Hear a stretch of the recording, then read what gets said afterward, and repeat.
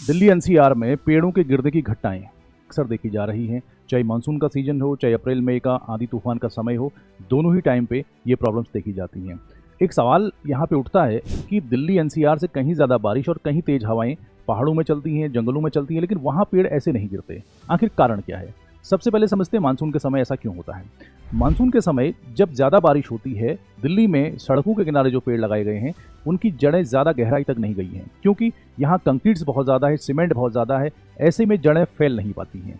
Monsoon के बारिश के समय सॉइल सैचुरेटेड हो जाती है, मिट्टी फूल जाती है और वो जड़ों को छोड़ देती है, क्योंकि जड़ें अधिक गहराई तक नहीं गई होती हैं और ऐसे में पेड़ के गिरने की संभावना ज़्यादा होती है। इसके अलावा कई बार ओवर प्रोडक्शन के चक्कर में गवर्नमेंट्स के लोग पेड़ों के तनों में जो ट्रंक्स होती हैं उसके आसपास सीमेंट लगा देते हैं, जिसकी वजह से पेड़ों को ऑक्सीजन और दूसरे न्यूट्रिशंस नहीं मिल पाते हैं और जो ट्रंक्स हैं, तने हैं, वो काले रंग के आपको दिखाई देते हैं। ऐसे में पेड़ के गिरने की संभावनाएं और बढ़ जाती हैं। अब आंधी तूफान के समय क्यों गिरते हैं अप्रैल मई में बिना बारिश के? उसका रीजन भी यही है कि दिल्ली में जो ज्यादातर पेड़ आपको दिखेंगे, नीम, पीपल, बरगद, जामुन, इमली, ऐसे पेड़ हैं जिनकी जड़ें काफी गहराई तक जाती हैं, लेकिन दिल्ली में कंक्रीट्स की वजह से वो नहीं जा पाती हैं, ऊपर ही रह जाती हैं और ड्राई सीजन में जड़ें पानी नहीं ले पाती हैं क्योंकि कंक्रीट ज्यादा है। ऐसे में अंडरग्राउंड वाटर लेवल कम हो गया है, क्योंकि बारिश का पानी कंक्रीट्स की वजह से, टाइल्स की वजह से, सीमेंट की वजह से सीधे नाली में बह जाता है और नीचे नहीं जा पाता है, तो अंडरग्राउंड वाटर लेवल यहाँ पे कम है। ऐसे में जो रूट्स हैं, एक तो गहरी नहीं है, ऊपर से पानी का लेवल उतना होता नहीं है, तो ऐसे में रूट्स को न्यूट्रिशंस नहीं मिल पाते हैं, वो धीरे धीरे कमजोर होने लगते हैं